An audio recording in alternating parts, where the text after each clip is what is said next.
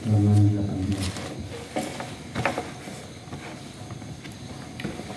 Halaman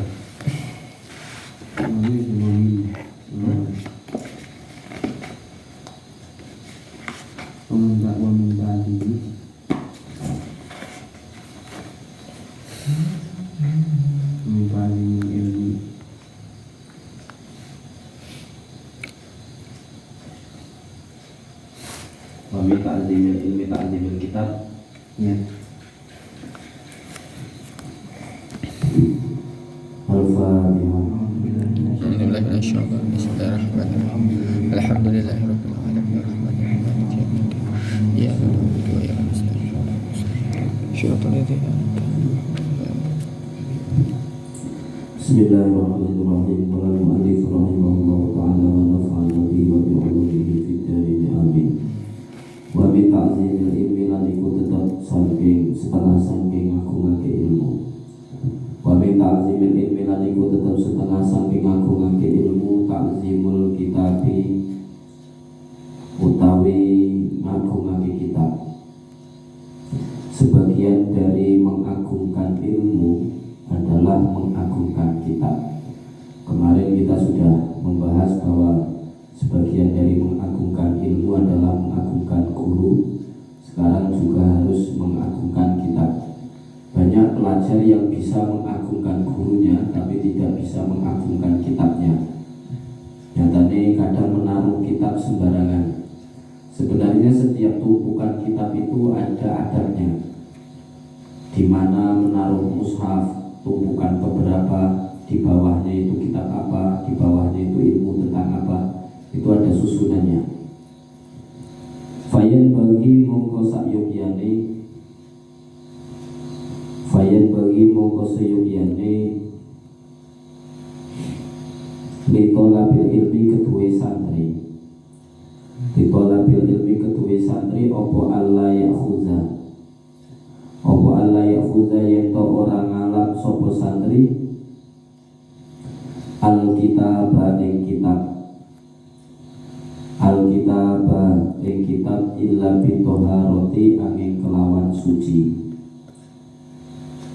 Kita sering sekali kalau ke majelis ilmu menggunakan adab, mengagungkan majelis ilmu, tapi sering lupa dengan mengagungkan kitab. Ini juga sebagian dari adab. Maka ketika memegang kitab, seyogyanya kita dalam keadaan suci dari hadas.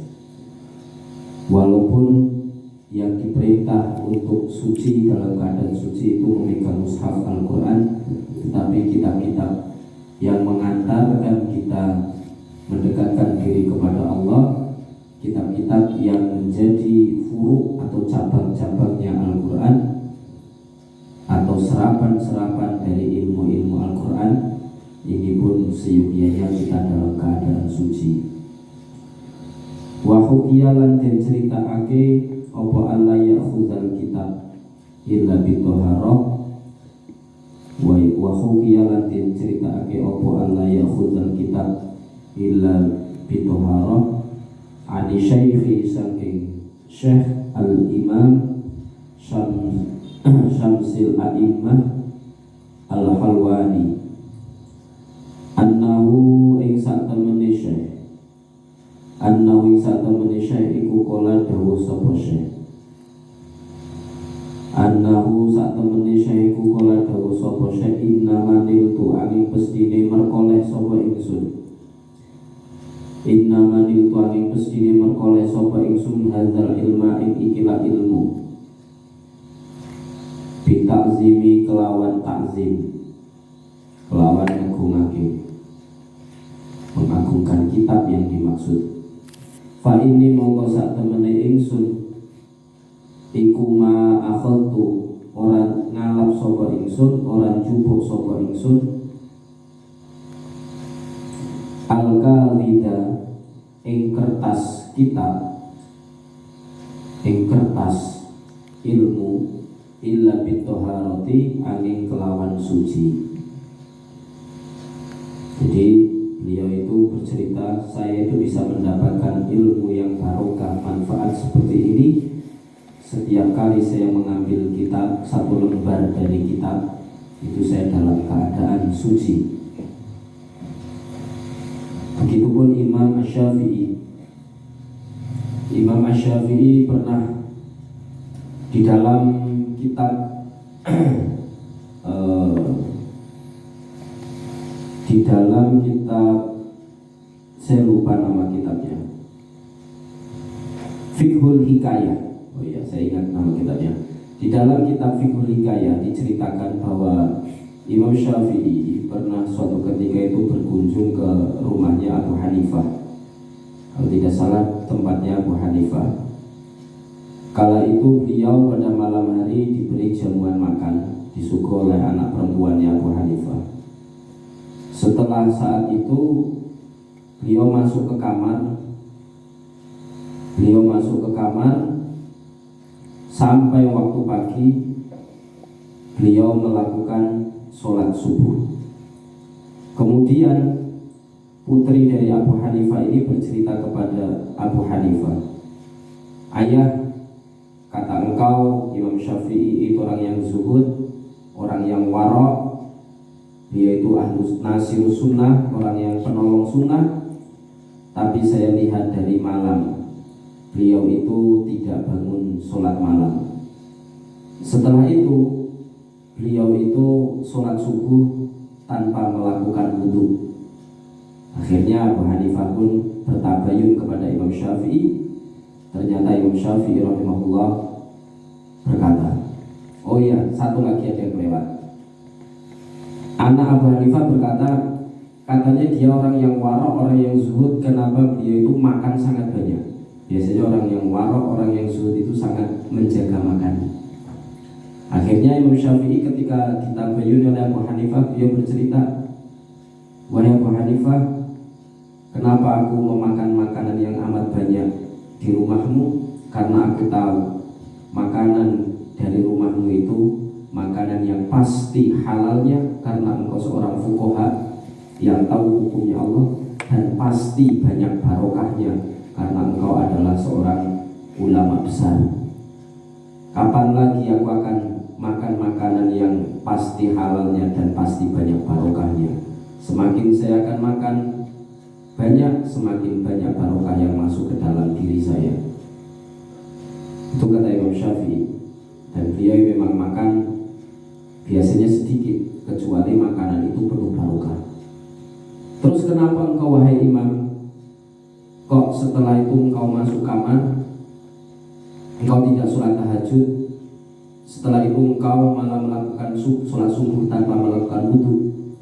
Kata Imam Syafi'i, ketika aku masuk kamar, aku terinspirasi sebuah hukum, kemudian aku menulisnya untuk menjadikan sebuah karya tulis, menjadikan sebuah catatan agar saya tidak lupa. Saat itu aku masih memiliki wudhu untuk menulis kitab. Aku tulis kitab itu sampai datangnya waktu subuh. Aku tidak berani memutusnya dengan perbuatan yang lain. Aku khawatir sampai lupa dari ingatanku tentang hukum ini. Jadi ditulis untuk mengingat agar tidak lupa. Sampai datanglah waktu subuh, aku masih menggunakan wudhuku yang awal. Aku belum batal. Artinya Imam Syafi'i malam itu tidak tidur. Ini menunjukkan bahwa Imam Syafi'i pun ketika hendak menulis kitab, beliau berwudhu. Ini termasuk amalan-amalan ulama salaf dalam mengagungkan ilmu. Setiap menulis, setiap belajar, beliau memiliki wudhu atau suci dari hadas. Ta'zimul ilm, karena untuk mengagungkan ilmu.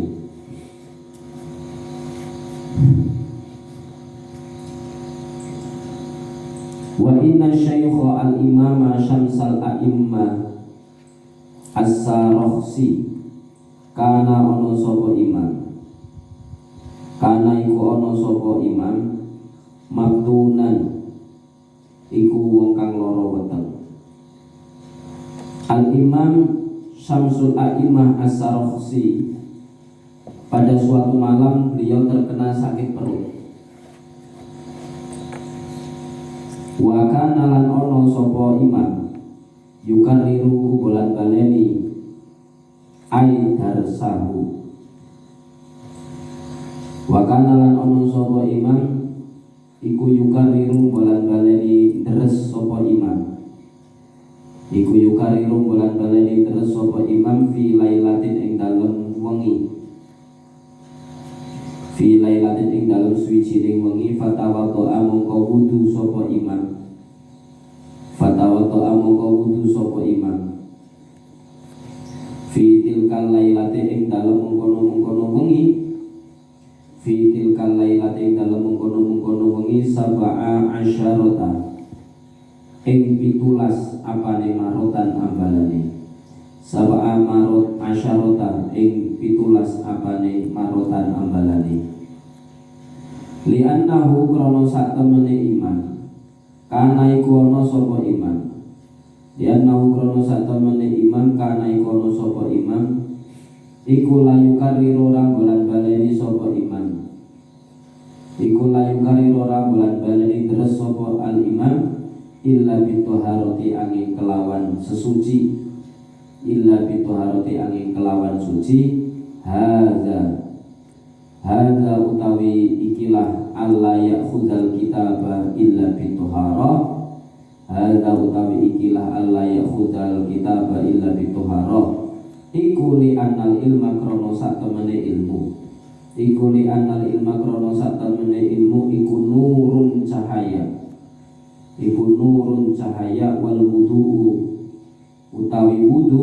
Wal wudu utawi wudu iku nurun cahaya. Fayazdadu mongko dadi tambah. Fayazdadu mongko dadi tambah apa nurul ilmi cahayane ilmu bihi sebab wudu. Fayazdadu mongko dadi tambah apa nurul ilmi cahayane ilmu bihi sebab wudu. Asy-Syaikh Al-Imam Syamsul A'imah As-Sarakhsi, seorang imam besar, ulama besar, Imam As-Sarakhsi. Suatu malam beliau itu sakit perut, mules, perutnya itu mules. Kemudian beliau itu melakukan murojaah kitab, tikroran, deres kitab yang sudah beliau pelajari ulang-ulang lagi. Mutola'ah kitab saat itu pada malam itu. Kemudian beliau karena sakit mules kan bola-bali nek orang maring bisi kan ngentut. Nah, beliau di malam itu melakukan wudu sebanyak 17 kali. Satu malam melakukan wudu 17 kali. Karena apa? Karena untuk membolan-balani kitab ini, untuk tikroran kitab, murojaah kitab ini, beliau tidak mau melakukan kecuali dalam keadaan suci. Demi menjaga kesuciannya, beliau sampai rela 17 kali bolak-balik untuk melakukan wudu. Kenapa beliau melakukan ini? Karena li'annal ilma nurun. Karena sesungguhnya ilmu itu adalah cahaya, wal wudu'u nurun. Wudu itu juga cahaya. Fayazdadu nurul ilmi bihi. Cahaya ilmu akan semakin mencorong sebab onone wudu. Maka akan semakin cahaya hikmah itu akan menembus batin kita yang gelap ini, akan semakin menyala ilmu masuk ke dalam sanubari kita yang gelap ini dengan ditambah dengan adanya wudu. Wa minat ta'zimi lan iku tetap setengah saking ngagungake kitab. Wa minat ta'zimi lan iku tetap setengah saking ngagungake al-wajibati perkara kang wajib. Wa minat ta'zimi lan iku tetap setengah saking ngagungake al-wajibi perkara kang wajib. Allah yamuda utawi yen to ora dawaake atau selonjor sing dimaksud. Allah yamuda utawi yen to ora selonjor apa arrijlu sikil ilal kitabi maring kitab. Ilal kitabi maring kitab. Selonjor tau mi? Apa bahasa Indonesianya? Kalau bahasa Sundanya apa? Hah? Yang menyar? Yang munyar? Selonjor. Sebagian dari mengagungkan perkara yang wajib, yaitu mboten selonjoran sikile ilal kitabi ke arah kitab. Ngono kitab selonjoran. kitab mengisor selonjoran ini. Kadang ada orang yang tandingan, tapi kan itu orang awam ya. Santri jangan tiru. Seharusnya santri yang bisa merubah. Asmaul Husna, ada asma agungnya Allah. Mengisor, jeko ngarutu jebal jeblur, sikile kaya gini, kita bukan dulu yasini lagi. Itu sebenarnya sih apa dosa betul Gus? Yo, kita tidak bahas masalah dosa dan dosa, tapi ini masalah adab. Masalah adab, tidak sopan. Asma agung kok. Asma agung ini. Nah, termasuk ilmu. Kita harus mengagungkan ilmu, adab. Karena dengan ilmu itulah yang membedakan antara manusia dengan hewan. Yaitu ilmu. Yang menentukan mana hamba yang berkualitas dengan hamba yang asal-asalan itu ya dengan ilmu. Yang membedakan derajat seorang hamba yaitu ilmu. Maka seseorang pun dimuliakan karena ilmunya. Sampai bisa memuliakan para ulama itu karena ilmunya. Coba ulama itu terlahir beliau itu tidak memiliki keilmuan, tidak disebut ulama. Ada Hadratus Syekh Hasyim Asy'ari. Beliau dimuliakan kenapa? Karena beliau itu ulama ahli hadis, alim, alama. Coba Hadratus Syekh itu tidak pernah ngaji, tidak punya ilmu. Kita mungkin tidak pernah kenal. Kita tidak bisa nguruh apapun. Berarti Hasyim Asy'ari tetaplah Hasyim Asy'ari biasa kalau beliau itu tidak memiliki ilmu. Kalian juga malam ini nggak kesini kalau nggak sampean tuh nggak mau mencari ilmu. Sampean mau duduk malam-malam yang seharusnya kumpul dengan keluarga, pisah dengan keluarga, mau di sini di Al-Faqih karena mau duduk dengan ilmu. Begitulah kenapa ilmu saking memuliakan seseorang, maka kita harus memuliakan ilmu karena ilmu menjadi wasilah seseorang itu menjadi hamba yang dimuliakan oleh Allah Subhanahu wa taala. Betul selonjoran tengah arah kita waya doa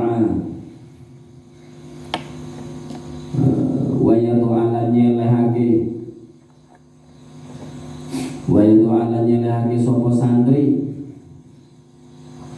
kita bertafsiri kitab tafsir. Nah, ini susunan kitab kalau mau menaruh kitab ya. Menaruh kitab tafsir fauqa sairil kutubi ing dalem ing sandure sekerine pira-pira kitab. Fauqa sairil kutubi ing sandure sekerine pira-pira kitab ta'ziman krana ngagungake. Kitab tafsir kamu taruh di paling atas. Kalau tumpukan ada kitab tafsir, kamu numpuk yang paling atas. Ini salah satu wujud mengagungkan kitab. Kalau kitabnya rak-rakan, maka tafsir itu ditaruh di rak yang paling atas. Ini mengagungkan kitab. Wala yadu ala nuranya lehake sopo santri. Wala yadu ala nuranya lehake sopo santri. Alal kitab ing atase kitab syai'an ing suwi-wiji syai'an ing suwi-wiji akhara kang meneh, dan tidak meletakkan sesuatu apapun di atas kitabmu. Nah, ini salah satu wujud mengagungkan. Dulu saya di Tepireng menaruh kitab sama guru saya. Nama guru saya itu Cak Yusuf. Menaruh kitab ada tutupnya gitu saja ditaruh di atas kitab, saya dimarahin. Nah, itu disingkirkan itu. Beneran saya dulu ada tutup pensil saja, tutup pulpen di atas kitab itu saya dimarahi sama guru saya, ustaz saya. Nggak mengagungkan ilmu. Jadi kita harus benar-benar mengagungkan semua dari perangkat ilmu, termasuk dari kitabnya. Nah, susunan mengagungkan kitab itu pertama kitab tafsir, selanjutnya kitab tentang hukum-hukum syariat, termasuk usul fikih, kaidah fikih, kitab fikih. Itu diagungkan di bawahnya. Di atasnya lagi tafsir, terus ilmu tauhid. Tauhid di bawahnya. Kalau ada berarti Quran, hadis, urutannya itu Quran, hadis,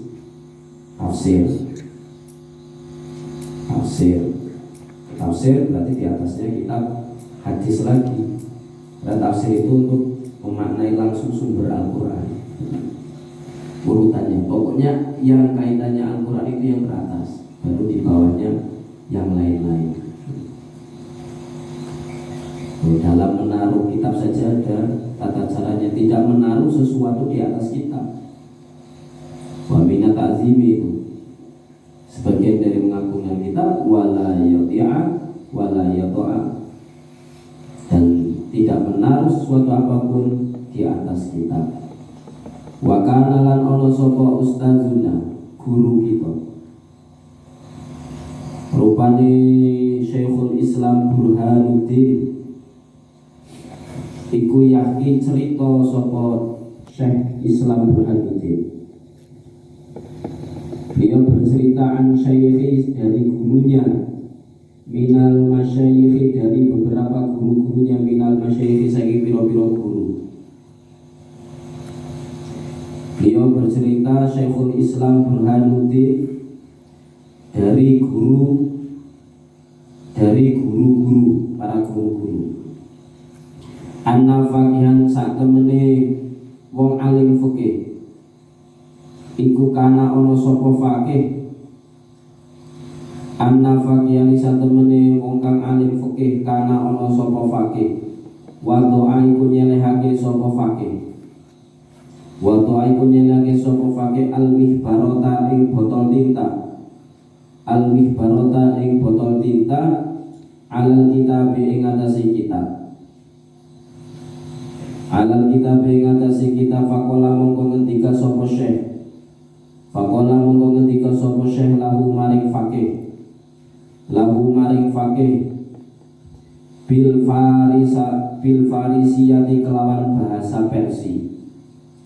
Apa yang beliau katakan? Barniabi. Artinya barniabi itu apa? Artinya barniabi ay la tajidun naf'a min ilmika. Kamu tidak akan mendapatkan kemanfaatan dari ilmu. Barniabi. Nah, sino bahasa Persia ini banyak sekali bahasa-bahasa Persia. Orang yang alim fikih saja menaruh tinta di atas kitabnya dapat teguran ini. Mendapat teguran, kamu tidak akan mendapatkan kemanfaatan dari ilmu. Kita bisa mendapat ilmu banyak, masih bisa, tapi kemanfaatan ini jebul ono ikhtiar, tidak sembarangan. Barniabi la tajidu an-naf'a min ilmika. Kamu tidak akan mendapatkan kemanfaatan dari ilmumu.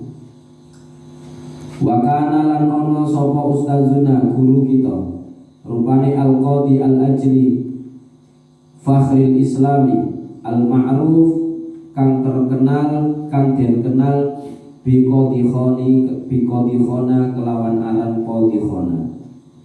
Yaqulu ngendika sapa ustazuna, illam yurid, lamun karep sapa santri, lamun orang karep sapa santri, lamun ora karep sapa santri, bizalika kelawan mengkono-mengkono, wadu'al mihbarota, menaruh tinta, botol tinta di atas kitab. Bizalika kelawan mengkono-mengkono, wadu'al mihbarota,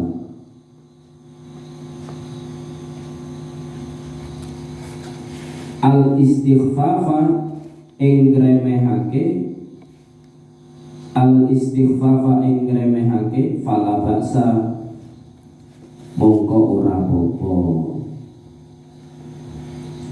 Tapi di sini dikatakan oleh gurunya pengarang kitab ini, Al-Qadi Al-Ajli Fakhrul Islam Qadhikhon, beliau berkata, kalau santri itu tidak bertujuan untuk meremehkan kitab, ya tidak apa-apa, untuk menaruh sesuatu di atas kitabnya.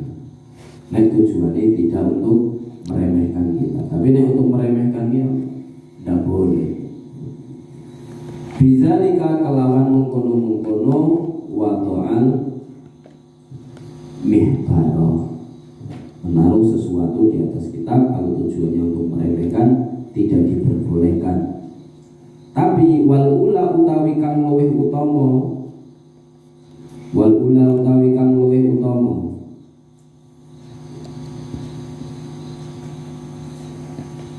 iku ayah tariza yen to ngedoi sapa santri, ayah tariza yen to ngedoi sapa santri anhu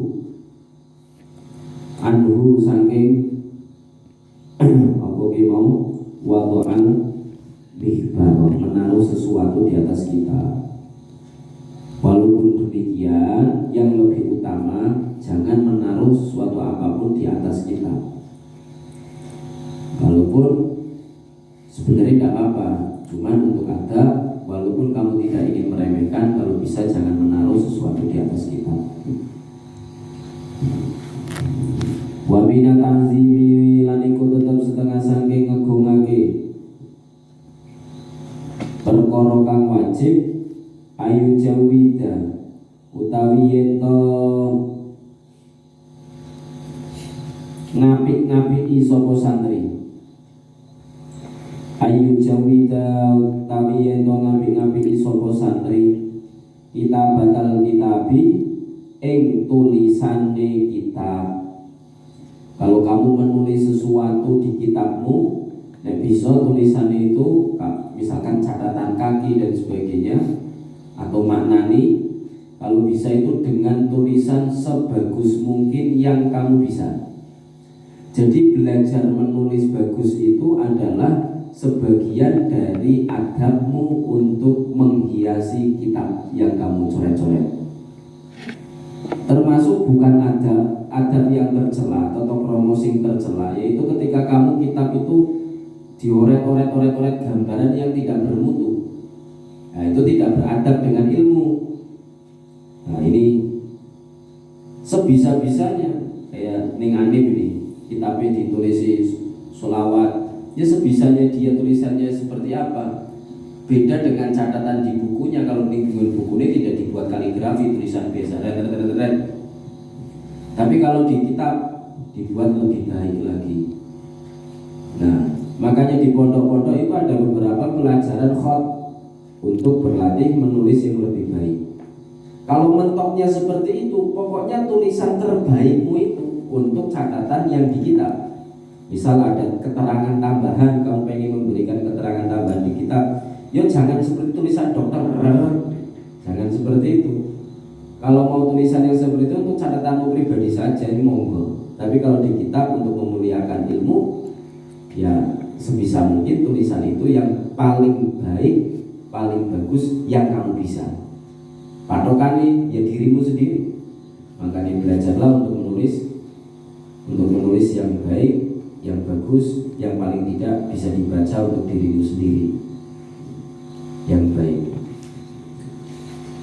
Memperbagus, memperindah tulisanmu, wala yuqarrimito, wala yuqarrimito lan orang lembutake tulisan sopo santri.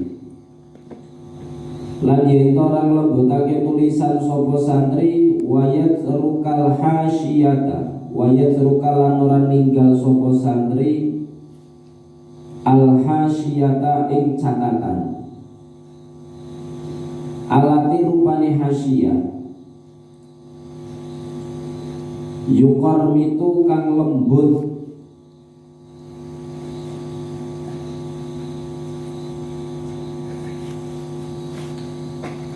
apa tulisan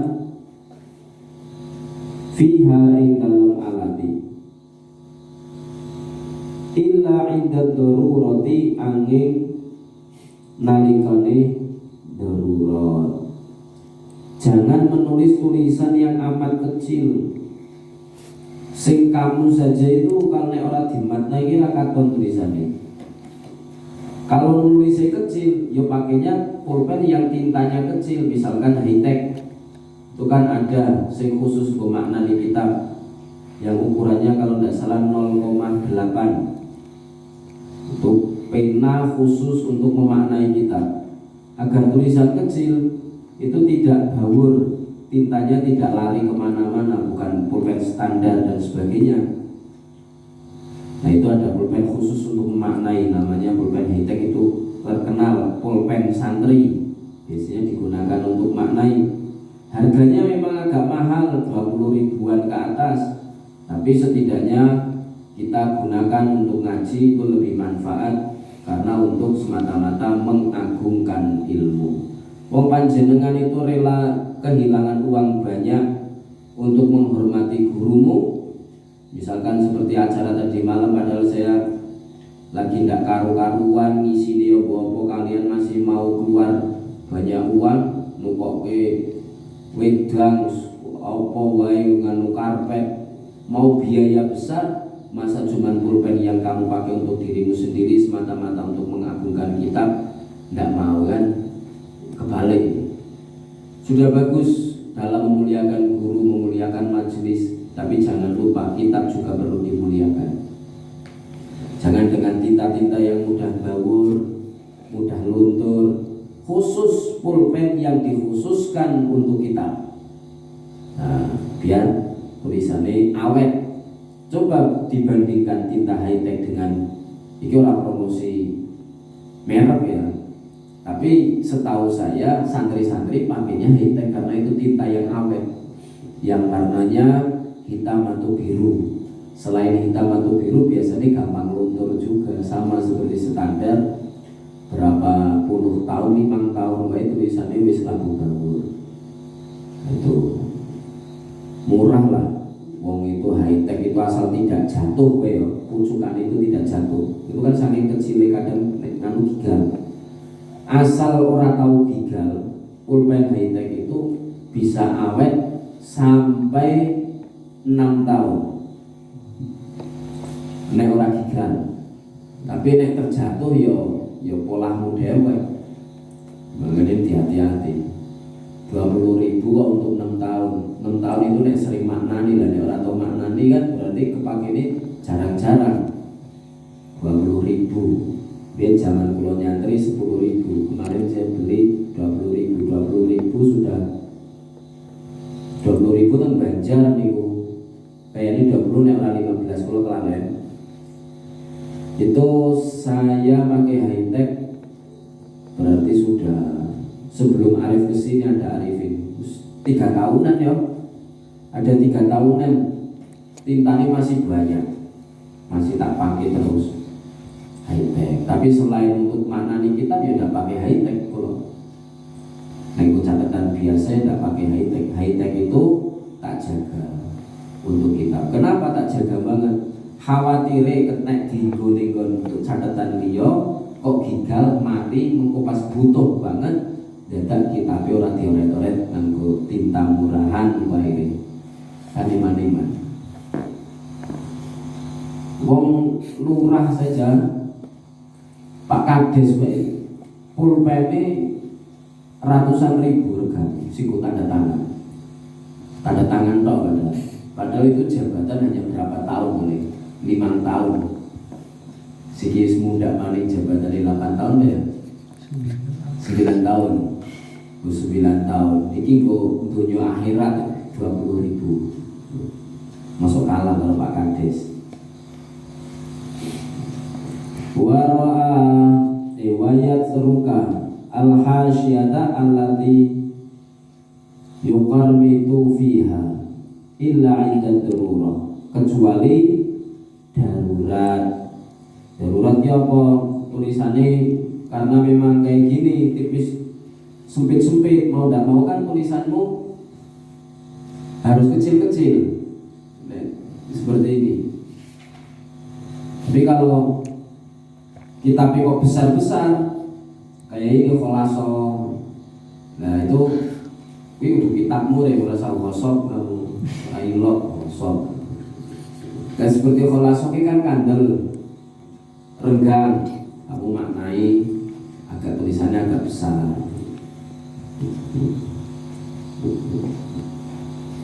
Nulis jangan kecil-kecil. Kenapa? Waro'alan perso sopo Abu Hanifah kita katiban ing wong kang nulis. Suatu saat Abu Hanifah melihat seseorang yang sedang nulis,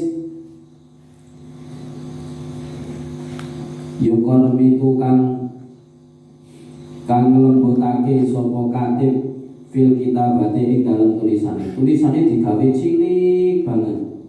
Kemudian faqala mongko ngendika sapa Abu Hanifah,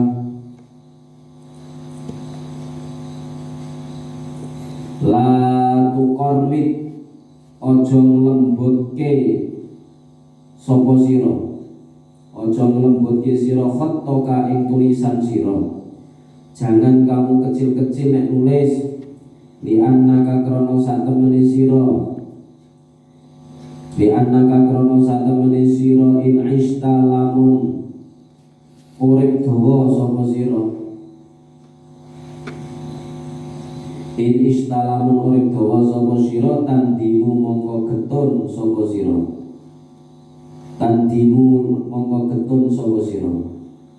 wa in mutalan lamun mati sapa sira,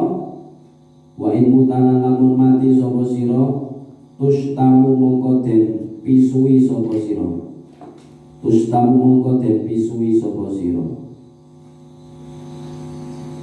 yakni ngarepake sapa ingsun, idza syikhta ing dalem nalikane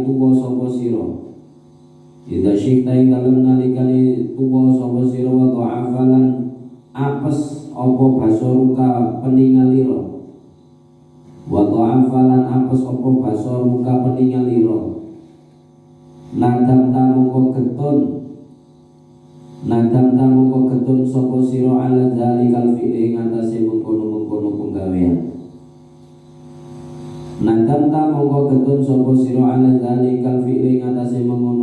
penggawean. Abu Hanifah pernah menegur seseorang yang menulis dengan tulisan-tulisan yang sangat kecil di dalam kitabnya. Kemudian Abu Hanifah berkata, la tuqarmit, jangan kamu nulis dengan kecil-kecil, jangan berkecil. La tuqarmit khattaka, jangan kamu kecil-kecil dalam menulis. Kenapa? Li'annaka in ishta, apabila kamu itu diberikan umur panjang oleh Allah, kemudian kamu kok panjang umur sampai kamu tua, sampai matamu melemah, penglihatanmu melemah, kamu akan menyesal. Banyak ilmu-ilmu yang dulu kamu peroleh di masa muda dengan susah payah, dalam tuanya ketika kamu lupa ingin mempelajari kembali sudah sulit. Karena apa? Tulisannya cilik-cilik. Wahuya lanten ceritake ani Syekhi al-Imam Mujiduddin As-Sorahki rahimahullahu, annau satemene Syekh kula dawuh sapa Syekh,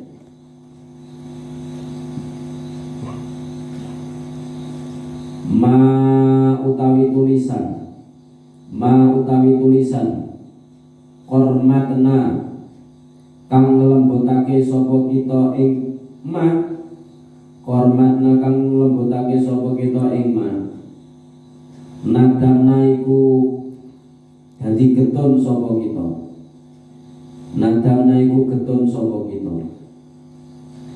wa ma utawi tulisan intakhna kang keringkes sapa kita ing ma, nadamna mongko getun sapa kita.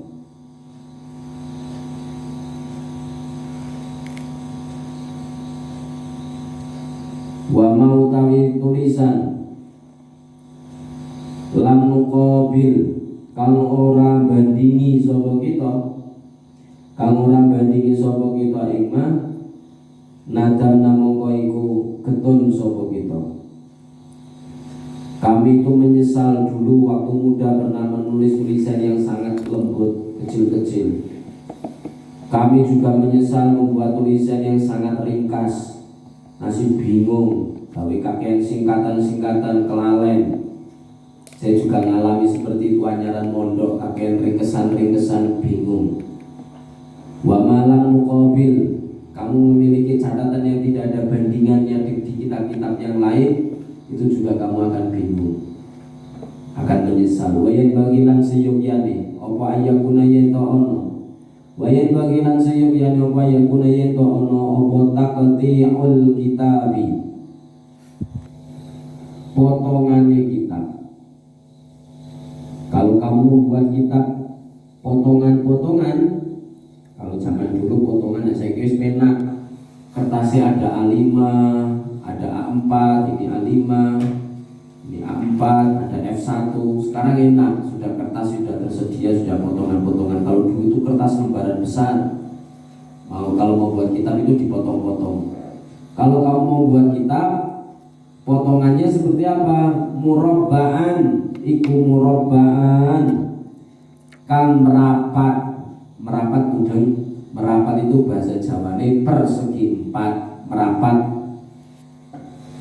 Apa sisi ono papat, merapat siji loro telu papat, persegi 4. Murabba'an iku merakang merapat. Gawe kitab itu nek motong kertas digawe merapat, aja digawe bunder, aja digawe segitiga.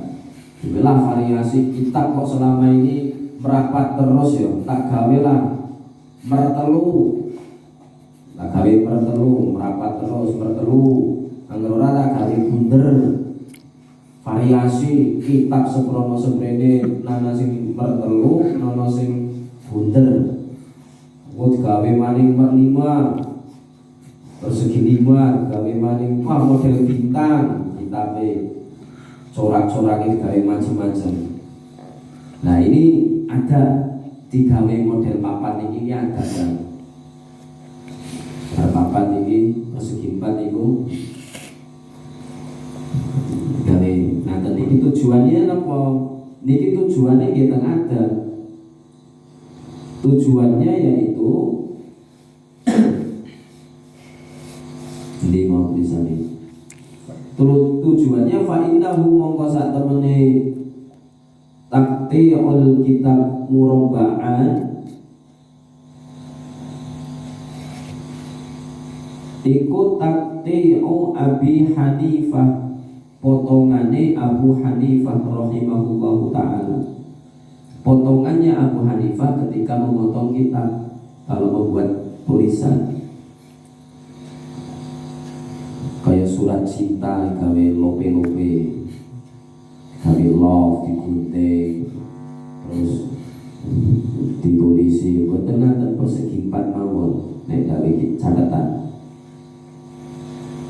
Terasa digawe aneh-aneh, undangan wae persegi 4. Kenapa tujuannya? Bahwa utawi murabba'an iku aisaro, iku aisaru gampang, luwih gampang ila rafi maring ngangkat, dijunjung luwih diangkat lebih enak. Wal wad'i lan nyelehake, natane juga kepenak didele. Tapi nek segine macam-macam natane pripun? Ana segitiga, bunder, nek ditata jejer-jejer kan bener rapi, luwih kepenak. Wal mutola'atu, wal mutola'ati lan kepenak dienggo mutola'ah, bukake ya kepenak. Wayan bagilan siyukyane apa Allah yakuna, apa Allah yakuna yen ora ana fil kitab ing dalam kitab apa syai'un suwiji-wiji, dan tidak ada di dalam kitabmu sesuatu minal khumroti saking tinta abad. Jangan menggunakan tinta merah, tapi kalau mau menggunakan warna yang beda sebagai pembeda, bisa gunakan tinta biru di dalam kitab, kecuali di dalam catatan-catatan biasa di dalam bukumu.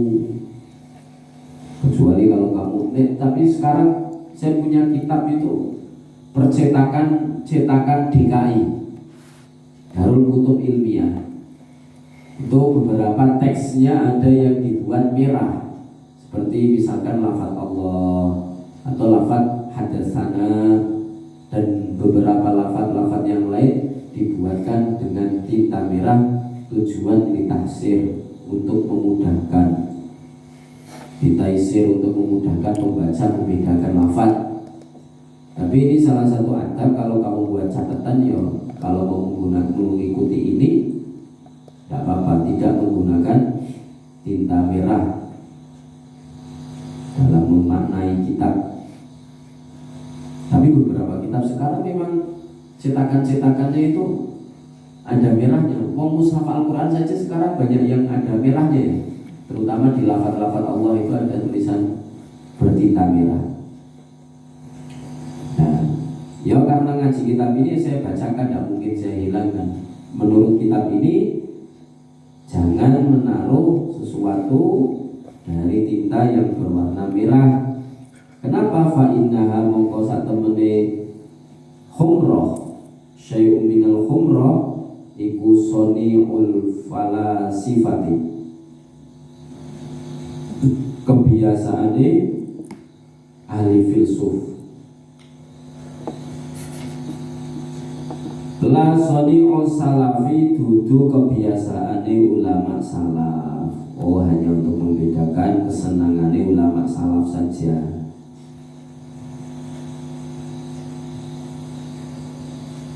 Untuk tasyabuh, ngembo-ngembo pada karo ulama salaf ini tidak termasuk, bukan perkara yang diharamkan masalah tinta merah.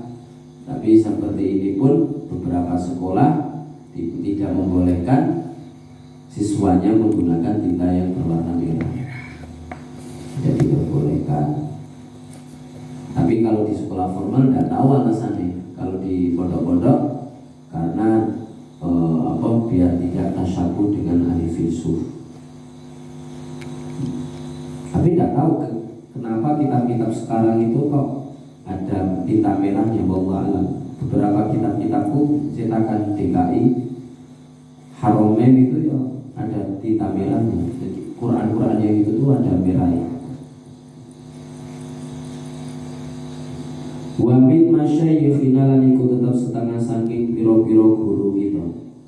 Sebagian dari guru-guru kami. Nah, ini ada min taib, bukan semua ya.